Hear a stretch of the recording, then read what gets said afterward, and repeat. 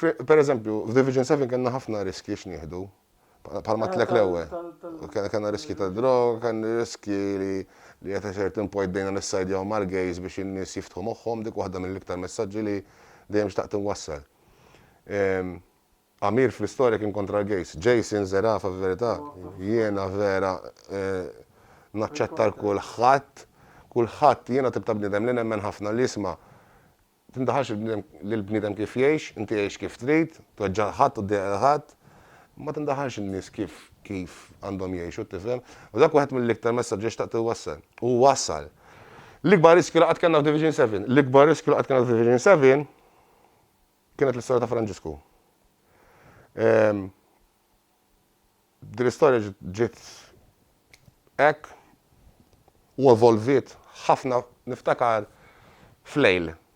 Unna qegħdin jiena Elliot Mikallef li jaħdem ta' Franġisku u Glenn li jaħdem dejjem miegħi fi-scripts u ħafna affarijiet oħra.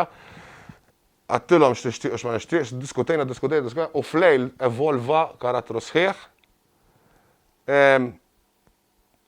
Kien hemm element ta' biża' x'isma' Franġisku heavy. Il-karattru heavy Franġisku, apparti li b'Franġisku aħna qed inwasslu messaġġ kbir. Jien kontra pereżempju kontra li kulħadd imissi tfal, jew kontra li kulħadd jabbuża tfal, imma kontra iktar jekk dak il-bniedem li qed jippriċja il-kelma talla imiss jew jabbuża tfal. U l-messaġġ li bdejna nippruvaw nwasslu huwa dak. U ma wassalnieh b'mod vera sew. Għax aħna wkoll għadna kemm il-darba ma jfissirx li għax bniedem huwa hekk għandna naġġeneralizzaw u ngħidu isma' l-Knisja kollha hekk. Għax ħafna nies. Taqbad mal-individwu taħlas minnhom. Issa dejja ovvjament hija storja fittizja, sa ħalli għal fl-aħħar mill-aħħar ħatoħroġ ukoll li Monsignor Michael kienu possedut mix-xitan u li għalhekk Franġisku beda jintbagħtu jiġi brainwash biex joqtolu dal-affarijiet, ġifieri hemm kollox interlinked, tifhem? Anka l-fatt di ta' tfal, jew tal-abbuż, jew whatever, mhux sabiħa li jagħmilha ħadd. Imma mbagħad jiena kontra aktar minn dak li jippreachja li jagħmilha hu.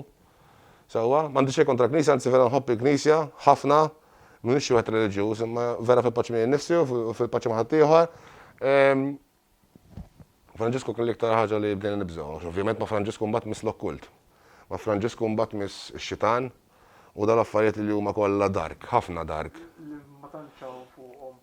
Ma tantxaw, u huwa ġeneru li l-Maltin u l-producers Maltin ħafna drabi jibżgħu missu u m'għandihomx tort.